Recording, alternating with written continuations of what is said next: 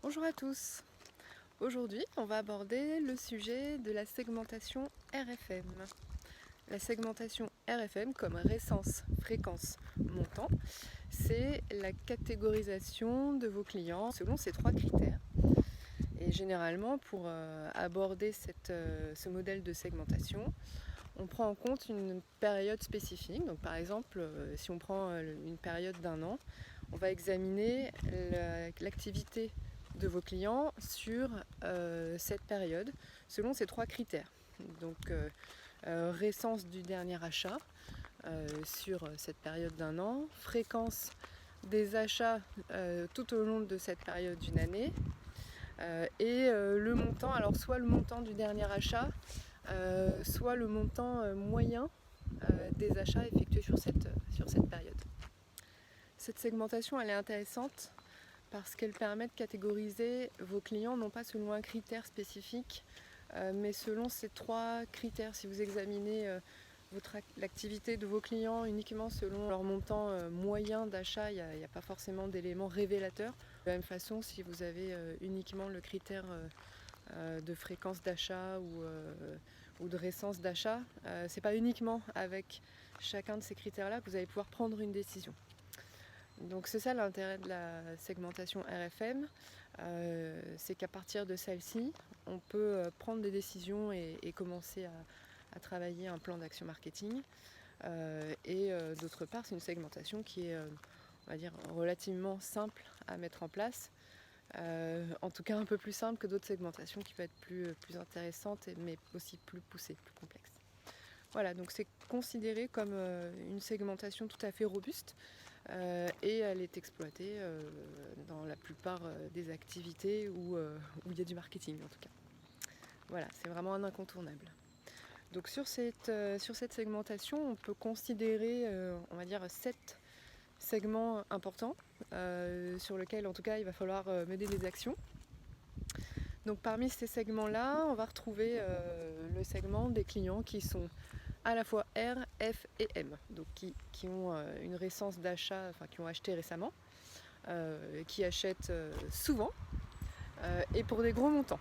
Autant vous dire que ces clients-là, vous devez les conserver. Vous n'avez aucune bonne raison de les laisser partir. Cela, c'est vraiment la crème de vos clients. Il faut absolument les chouchouter et leur faire savoir. Ça passe à la fois par des messages de reconnaissance, c'est-à-dire que vous reconnaissez que ce sont des clients VIP, et vous les récompensez au travers de découvertes en avant-première de vos produits ou de récompenses quelles qu'elles soient. En tous les cas, il faut que ces clients-là se sentent un petit peu à part et se sentent réellement VIP parmi l'ensemble de vos clients.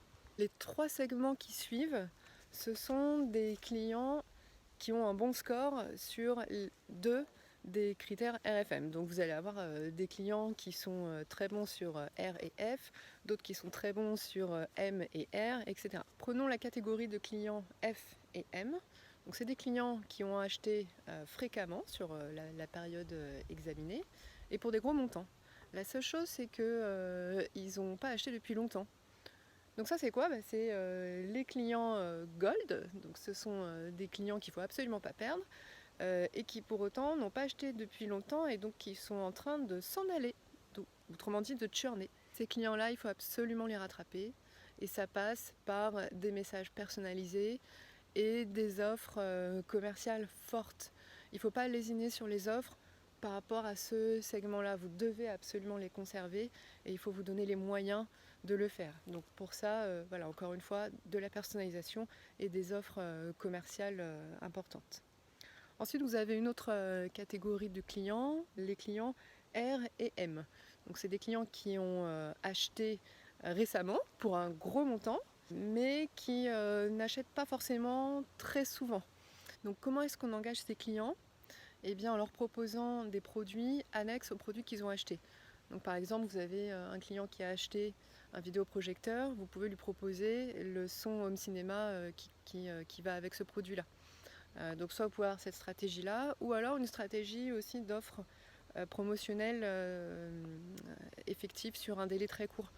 Ce qui va les engager à profiter de cette réduction sur ce délai court pour pouvoir en profiter. Vous avez également un autre segment de clients qui est le segment RF, c'est-à-dire récence et fréquence. Donc c'est des clients qui ont acheté il n'y a pas longtemps et qui achètent régulièrement. Donc c'est des clients qui sont assez fidèles, mais pour lesquels le montant n'est pas là. Donc vous avez des clients fidèles, mais qui achètent pour des tout petits montants. Alors ceux-là, il faut quand même les adresser.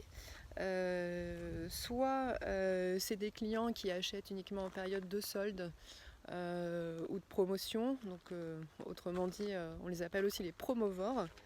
Ceux-là, il faut booster le panier moyen. Donc vous avez plusieurs techniques pour booster le panier. Entre autres, vous avez la technique du troisième offert pour 2 achetés. Voilà, c'est différentes techniques qui vous permettent de booster le panier. On est vraiment là-dessus sur ce segment-là. Après, vous avez des clients qui ne remplissent qu'un seul des 3 critères. Vous avez par exemple les clients qui sont uniquement F, donc c'est des clients qui achètent fréquemment, mais qui n'ont pas acheté depuis longtemps. Donc, ils ont l'habitude d'acheter souvent, mais là, ça fait quelques temps qu'ils n'ont pas acheté. Et puis ils achètent pour des petits montants. Donc ceux-là, il faut quand même les adresser. C'est pas les clients qui dépensent le plus, mais comme ils sont fidèles, il faut quand même les faire revenir en boutique. Donc par exemple, vous pouvez mettre en place des offres comme des promotions accessibles uniquement en boutique. Voilà, il y a plusieurs techniques pour les faire revenir. En tout cas, il faut les adresser de manière spécifique. Et puis vous avez les clients M. Donc ils ont acheté une seule fois pour un gros montant et il y a longtemps. Ceux-là, ça peut être intéressant de les adresser également parce qu'ils ont visiblement ils ont acheté une seule fois, mais ils ont acheté quelque chose pour un panier important. Et ceux-là, il faudra les adresser avec du contenu plutôt. Donc c'est des stratégies de mailing sur lesquelles vous allez leur proposer par exemple différentes façons d'utiliser les produits que vous vendez, ou alors voilà, du contenu qui est relatif à vos produits, mais qui a simplement vocation à vous rappeler au bon souvenir de vos clients. Et puis vous pouvez tout à fait également adjoindre à cette stratégie une offre commerciale particulière, sans forcément aller très très loin dans l'offre en tant que telle, mais voilà, refaire revenir un client qui a dépensé beaucoup, même une seule fois, ça fait partie aussi des actions à mener. Et puis enfin, vous avez les clients R. C'est un client qui a acheté récemment. Alors potentiellement c'est un nouveau client. Dans tous les cas, il faut avoir une stratégie, alors, soit d'onboarding si c'est un nouveau client, soit de réaccueil si ça fait très longtemps qu'il n'est pas venu. Mais voilà, ça nécessite également d'avoir une stratégie spécifique pour ce type de segment-là. Alors, maintenant qu'on a établi les segments qui ressortent de ce modèle RFM, vous avez vu un petit peu comment il fallait les adresser.